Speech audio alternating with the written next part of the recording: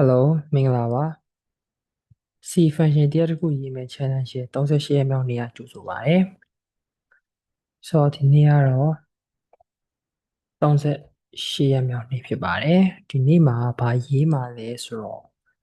square root ရှာတဲ့ function ကိုရေးမှာဖြစ်ပါတယ်square root of 4ဆို2ပေါ့ဗျာနှစ်နှစ်ခါမြောက်4ရတယ်ဆိုတာ square root ဟောတယ်မျိုး25ရဲ့ square root ဆို5အဲ့လိုပုံစံမျိုး square root ရှာတဲ့ function ကိုရေးမှာပါဆိုတော့ကျွန်တော်အလုပ်လုပ်တဲ့ပုံစံလေးကတော့ integer main void ဆိုပြီးတော့အသုံးပြုလိုက်မယ်အသုံးပြုလိုက်မယ်အဲ့ဒီမှာအသုံးပြုလိုက်တဲ့အခါမှာကျွန်တော်တို့ကဒီ function ကိုအရင်ဆုံးဟာဘယ်လိုလုပ်လဲဆိုတာသိရဖို့ print ထုတ်ကြည့်ဖို့အတွက်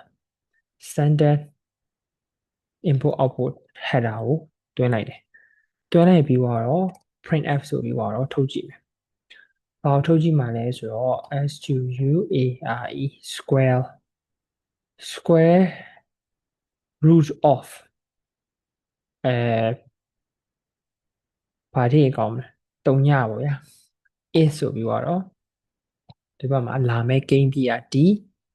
အဲ့ဒီရဲ့ n ကဒီမှာအဲ့ဒါပြီးတော့ fd squrt square root အဲ့ထဲကိုထည့်မှာကကျွန်တော်တို့0ပေါ့အဲ့ဒီအတိုင်းပဲကျွန်တော်တို့ဆက်သွားမယ်ဒီခါကျတော့ -2 ဗျာ -2 လောက်ကြည့်မယ်ဒီဘက်မှာ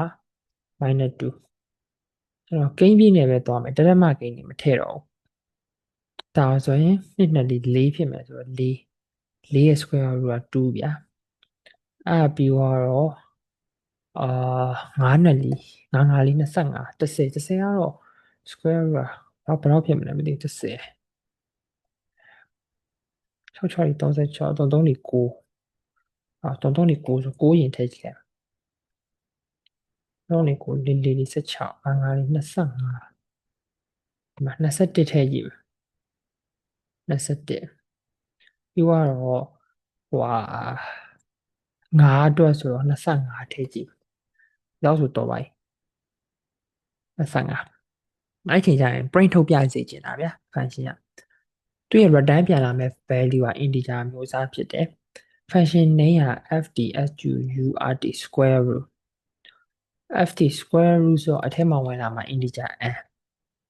ဆိုတော့ integer n တစ်လုံးဝင်လာမယ်ဝင်လာတဲ့အခါမှာကျွန်တော်တို့အနေနဲ့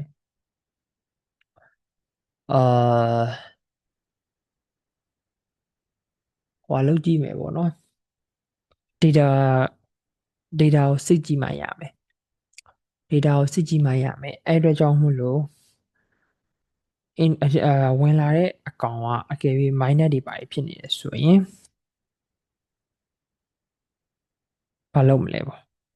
minus ဖြစ်နေရဆိုလို့ရှိရင်တော့သူ minus ပဲမကလို့0ဖြစ်နေပါစေရောကျွန်တော်တို့ကတန်ဖို့က square root of negative က0ပဲ square root 0ကလည်း0ပဲဗျဆိုတော့အဲ့တစ်ချက်နောက်တစ်ချက်ကကြတော့ integer i ဆိုပြီးတော့သတ်မှတ်လိုက်မယ် i က0ကစမယ်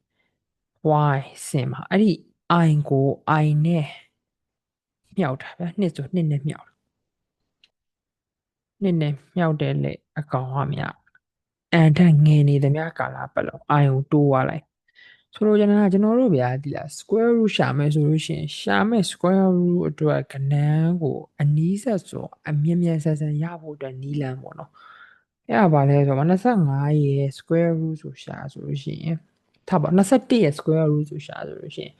ဘယ်ကဏန်းကအနီးဆက်ဆုံးဖြစ်မလဲဆိုလို့ရှိရင်ကျွန်တော်တို့အမြန်မြန်ဆန်ဆန်သိရဖို့အတွက်ဆိုလို့ရှိရင်အဲ့ကဏန်းနှစ်ခုမြှောက်ကြည့်လိုက်ဗျတစ်နှစ်ခါမြောက်နှစ်နှစ်ခါမြောက်သုံးနှစ်ခါမြောက်လေးနှစ်ခါမြောက်အဲ့လိုမျိုးအနီးဆက်ဆုံးဖြစ်တဲ့ဟာကိုလိုချင်လို့အဲ့ဒီနှလုံးမြောက်လက်ကများအကယ်၍အန်တက်ငယ်နေသမျှရှိနေရဆိုရင်အဲ့ကိုတိုးဝိုင်းနဲ့နောက်ဆုံးမှာ i ကို i နဲ့မြောက်တာကအကယ်၍ n နဲ့သူကဲ့တည်ရှိတော့အဲ့ဒီတူအောင်မြောက်နိုင်တဲ့ i လေးကို return ပြန်ပေးလိုက်အဲ့လိုမှမဖြစ်ခဲ့ဘူးဆိုရင်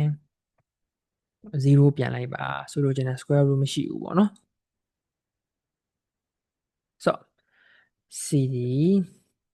မှန်တူတဲ့ကဒီ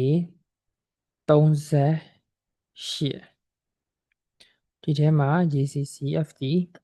combine လုပ်မယ် GCC combine လုပ်မယ် combine လုပ်ပြီးတော့ run ကြည့်မယ်ဒီပါ